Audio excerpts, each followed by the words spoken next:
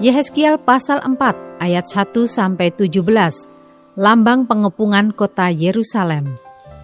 Engkau anak manusia, ambillah sebuah batu bata, letakkan di hadapanmu dan ukirlah di atasnya sebuah kota, yaitu Yerusalem. Ukirlah kota itu dalam keadaan terkepung. Dirikanlah sebuah benteng pengepungan, timbun pula tanah menjadi tembok pengepungan. Tempatkan perkemahan tentara dan susun alat-alat pendobrak sekeliling kota itu. Lalu ambillah sebidang besi dan dirikanlah itu di antaramu dengan kota itu menjadi dinding besi.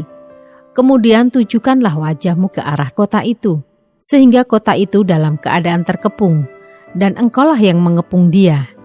Inilah menjadi lambang bagi kaum Israel. Berbaringlah engkau pada sisi kirimu, dan aku akan menanggungkan hukuman kaum Israel atasmu. Berapa hari engkau berbaring demikian, selama itulah engkau menanggung hukuman mereka. Beginilah aku tentukan bagimu. Berapa tahun hukuman kaum Israel? Sekian harilah engkau menanggung hukuman mereka, yaitu 390 hari. Kalau engkau sudah mengakhiri waktu ini, berbaringlah engkau untuk kedua kalinya, tetapi pada sisi kananmu, dan tanggunglah hukuman kaum Yehuda 40 hari lamanya. Aku menentukan bagimu 1 hari untuk 1 tahun. Tujukanlah wajahmu kepada pengepungan Yerusalem, dan kepalkanlah tinjumu kepadanya, dan bernubuatlah melawan kota itu. Lihat, aku akan mengikat engkau dengan tali, sehingga engkau tidak dapat berbalik dari sisi yang satu ke sisi yang lain, sampai engkau mengakhiri waktu pengepunganmu itu.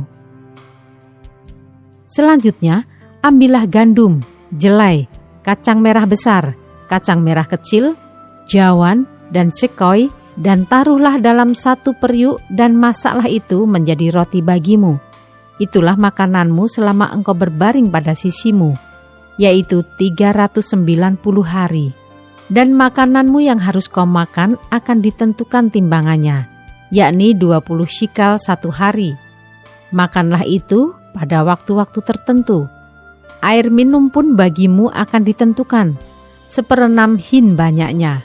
Minumlah itu pada waktu-waktu tertentu.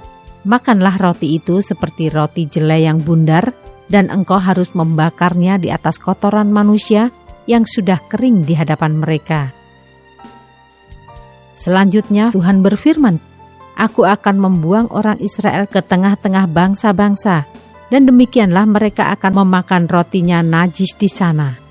Maka ku jawab, Aduh Tuhan Allah, sesungguhnya aku tak pernah dinajiskan, dan dari masa mudaku sampai sekarang tak pernah ku makan bangkai atau sisa mangsa binatang buas.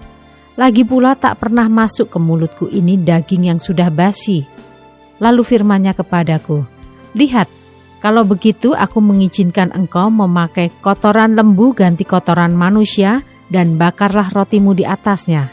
Sesudah itu ia berfirman kepadaku, Hai anak manusia, sesungguhnya aku akan memusnahkan persediaan makanan di Yerusalem, dan mereka akan memakan roti yang tertentu timbangannya dengan hati yang cemas. Juga mereka akan meminum air dalam ukuran terbatas dengan hati yang gundah gulana, dengan maksud supaya mereka kekurangan makanan dan minuman, dan mereka semuanya menjadi gundah gulana, sehingga mereka hancur di dalam hukumannya.